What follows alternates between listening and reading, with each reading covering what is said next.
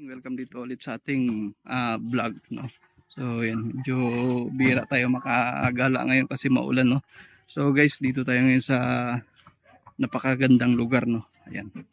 So yun, ipapakita na lang natin dito ngayon. So, tara.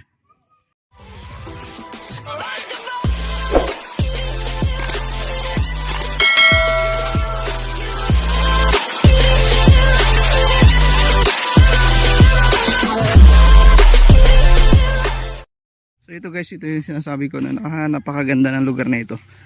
So siyempre dito lang din yan sa bayan ng Taytay, sa Old Kinlo. Ito yung kanilang pantalan. So kung mapapansin natin dito, meron silang beach, no. Ayan, masarap maligo dito, malinaw yung tubig. Yun nga lang yung buhangin natin dito ay medyo red sand. Hindi siya yung puting-puti. Ayan. So mahaba guys hanggang doon. Ayan, baba tayo dito guys.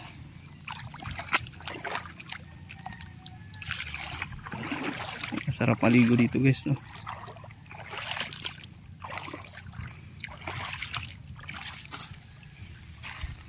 So, may ilog dito guys, papasok din. Ayan. So napakaganda. Ganda dito. So hanggang doon guys, napakaganda dyan. So kung lalakarin natin yan, medyo malayo-layo. Tsaka meron din balsa dito, no. Ayan. Hindi ko magbalsa-balsa. Tapos meron mga ayan, mga bahay na alagaan nila ng isda. So ayan, tahimik na tahimik yung dagat guys, oh. Wala kang makikitang alon, hindi flat lang siya. Sobrang napakatahimik.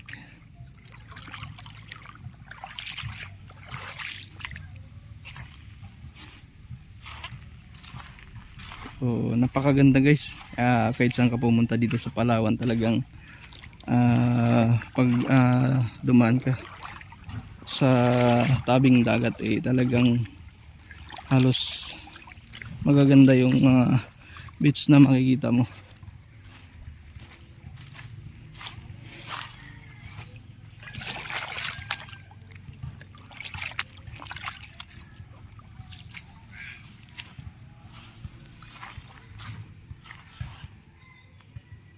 Ayan, sana mag-enjoy kayo guys, no. Enjoy natin yung ganda ng ating natatanaw dito. Ayan.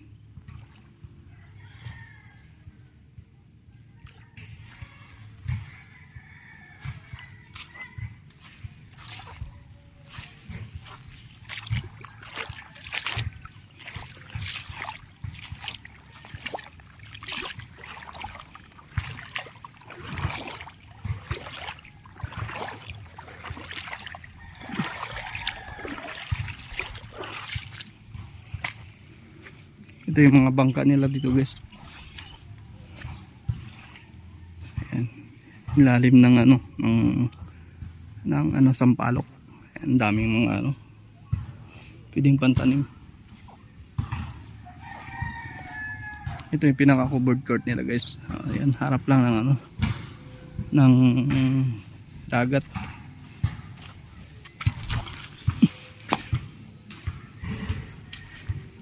Ganda guys, oh.